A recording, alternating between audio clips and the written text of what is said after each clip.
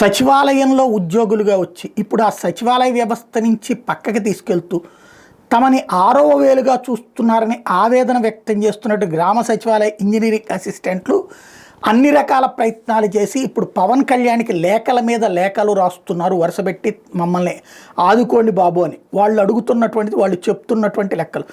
Panchayati Raj department తరపు నియామకమై సుమారు 8 డిపార్ట్మెంట్లు వర్క్ చేస్తున్నారు. వీళ్ళల్లో అత్యధికంగా బీటెక్, ఎంటెక్, పిహెచ్డీలు చేసిన వాళ్ళు ఉన్నారు. జాబ్లో జాయిన్ అయ్యి 5 సంవత్సరాల దాటా వీళ్ళకి సరైనటువంటి జాబ్ చార్ట్ అయితే లేదు. రోజు సెలవు కావాలంటే డీడీఓ, ఎంపీడీఓ 3 డిపార్ట్మెంట్ల ఏఈలకు సమాచారం ఇచ్చి కానీ సెలవు పొందలేని పరిస్థితి. మల్టిపుల్ బాసిజంతో ఇంజనీరింగ్ అసిస్టెంట్స్ పడుతున్న బాధ అంతా ఇంత కాదు.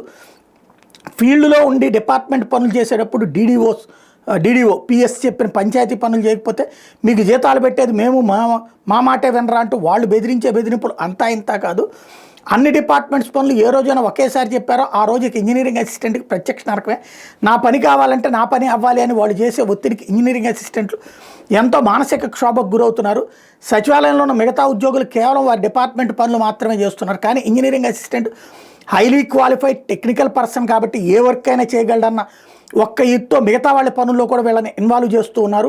కొసమేర్పు ఏంటంటే ఇంజనీరింగ్ అసిస్టెంట్కి పని ఎక్కువ ఉన్నప్పుడు మిగతా ఉద్యోగులు సహాయం కావాలని అడిగితే వారికి టెక్నికల్ నాలెడ్జ్ లేదు, వాళ్ళు చేయలేరని ఎదురు సమాధానం చెప్తారు.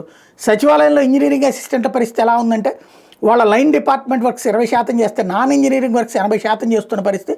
మేము అసలు ఇంజనీర్సే లేక పంచాయతీ అసిస్టెంట్లు అర్థం కాని పరిస్థితి.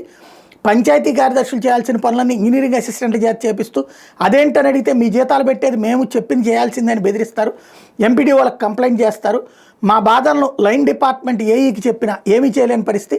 ఎందుకంటే వాళ్ళకు కూడా ఎంపీడీఓనే డీడీఓ కాబట్టి వాళ్ళు గట్టిగా ఏం మాట్లాడలేని పరిస్థితి.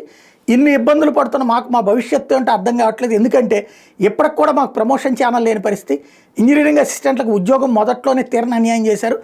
ఎలా అంటే సరైన సర్వీస్ రూల్స్, ప్రమోషన్ ఛానల్ లేకుండా చేసి భవిష్యత్తు ఏంటో తెలియని గందరగోళానికి గురి చేశారు. జీవో నెంబర్ 296 అండ్ 145 చదివితే ఇంజనీరింగ్ అసిస్టెంట్లకు జరిగిన అన్యాయం ప్రతి ఒక్కరికి తెలుస్తుంది. జీవో నెంబర్ 296లో పంచాయతీరాజ్ ఇంజనీరింగ్ డిపార్ట్మెంట్లలో 7 కేటగిరీలుగా ఉద్యోగులు విభజించారు. 7వ కేటగిరీ ఉద్యోగి blue print operator 10th class qualification. GO number 145 ద్వారా ఇంజనీరింగ్ అసిస్టెంట్ కేటగిరీ 8లో చేర్చారు. కానీ అదే జీవోలో వారి ప్రమోషన్ ఛానల్ గురించి మాత్రం ప్రస్తావించలేదు. కానీ అదే అంటే దీన్ని బట్టి మేము ప్రమోట్ అయితే కేటగిరీ 7లోకి వెళ్ళాలా లేకపోతే ఎలా అనేది అర్థం కాని విషయం. ఏ ఉద్యోగైనా ప్రమోషన్ వస్తే పై స్థాయికి వెళ్ళాలి, కానీ కింది స్థాయికి వెళ్తాడా? రాష్ట్ర చరిత్రలో ఇంజనీరింగ్ అసిస్టెంట్లు ఇచ్చిన రిప్రజెంటేషన్లు బహుశా ఎవరు ఇచ్చి ఉండరు. ఎమ్మెల్యేలకి, మినిస్టర్లకి, కలెక్టర్లకి, డిపార్ట్మెంట్ పై అధికారులకి లెక్కలేనని వింతపత్రాలు అందజేశారు. కానీ మా బాధ ఎవరికి అర్థం కావట్లేదు. అర్థమైన వాళ్ళు ఏమీ చేయకుండా నిశ్శబ్దంగా ఉన్నారు.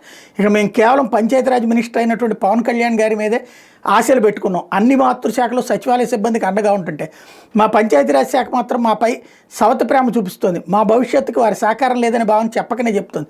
ఇక మా కష్టాలను డిప్యూటీ సీఎం గారికి విన్నవించుకోవాలని రాష్ట్ర వ్యాప్తంగా నిర్ణయం తీసుకున్నాం. దానిలో భాగంగానే ప్రతి మండలం నుంచి మా సమస్యపై డిప్యూటీ సీఎం గారికి లేఖలు పంపిస్తున్నామని చెప్తున్నారు.